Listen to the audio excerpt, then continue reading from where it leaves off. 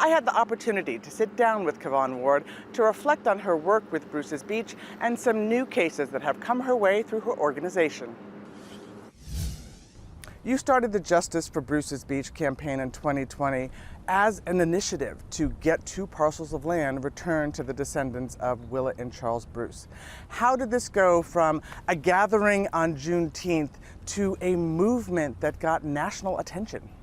It was my focus and determination to make sure that there were some results, right? I literally thought about it every single day. I ate it, I slept it, I breathed it, I meditated it.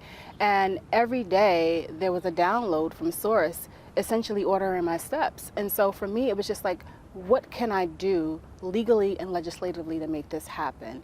And how do I get people's attention? And I think the media did a really good job with aiding in that.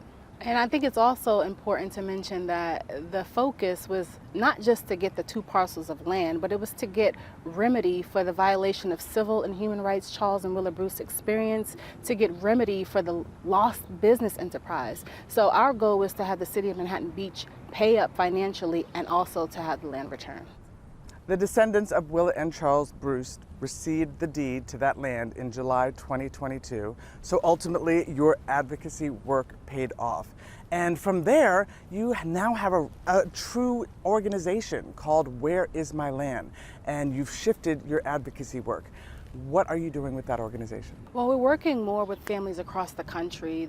We have about 600 claims at this point of folks who are asking for us to help them get land back or to get financial restitution for land that they can't get back. The folks who have had their land stolen deserve reparations for being the descendants of enslaved people, and they deserve repair for having their land stolen from them. So I don't want folks to think that when we say reparations, they're able to just give them one pot of money and say, here's for the land taken, here's for police brutality, no, there needs to be tiers to this, because not every, descendant of an enslaved person owned land.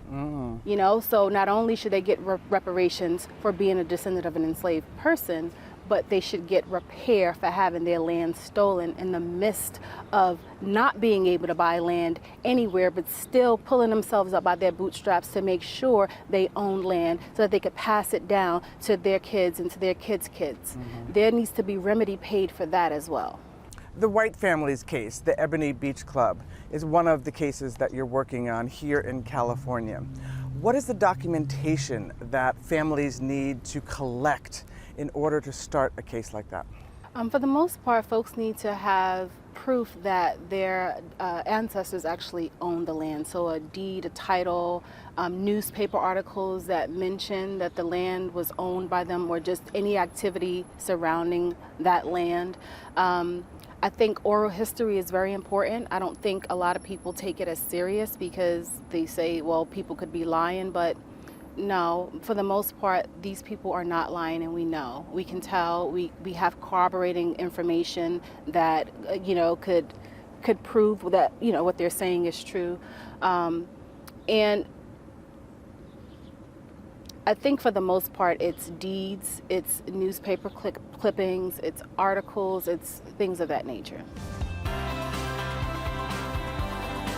Your Where Is My Land organization was the point of entry for the movement started by the survivors of Section 14 in Palm Springs. How did that start? Yeah, we actually helped them pick their name, Section 14 survivors. They came to us about a year ago saying they wanted to organize and figure out if they could get some remedy for their parents being burned off of their land. And I just thought it was a sad story, and so we decided to get the group organized. We had them establish themselves as an entity. We helped them find legal representation. In fact, we negotiated terms for their initial lead attorney and then introduced them to their now lead attorney. We testified before the city council. We had an activation in Palm Springs. So yeah, we pretty much got them ready for their legal battle. You also have a case in Russell City, which is now the city of Hayward in Alameda County. Tell me about that case.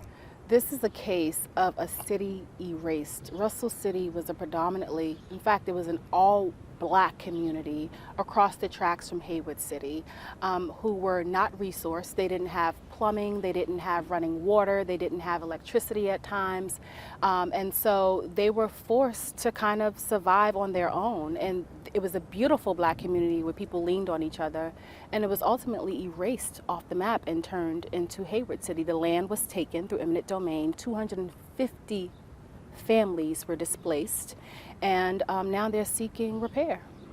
Tell me about the Moore family case in Richmond, California. Oh, it's such a sad case. Miss Moore bought her family's land back in 1980, the land she grew up in, the home she grew up in, and the city of Richmond decided they wanted to take it to build a highway. And we've just learned that there was no highway built. And now the land across from her is being sold for almost $1 million. So she's literally out of almost $1 million. The excuse of eminent domain and saying that a city needs to take land for a park or a parking lot or something along those lines seems to be common. Why is that? Yeah, because it was a racially motivated practice and policy. Let's not forget that eminent domain is hardly ever used in white communities. They never need to build a highway in a white community. They never need to take the land to build a park in a white community. So it was racially motivated, and it's an epidemic. It's happened all across this country, primarily to Black families. And the hurtful part about it is they say they need it for something public when they already have it there in the community. Like they needed to build a park here in Bruce's Beach, but there was already a park somewhere else. You know, they needed to build this highway, but the highway is never built. And it's so common. And it's like, what do you do? And then I think the most hurtful part is that the land that was stolen from these Black families using eminent domain is sitting idle. Nothing is on it. And then they sell it. The cities sell it to businesses. So if you weren't going to use it for what you took it for, why not return it to the family you took it from? Kavon, I hear the passion in your voice every time I talk to you. Thank you for the work that you're doing on behalf of families and for always taking the time to talk to me. And thank you for highlighting these stories.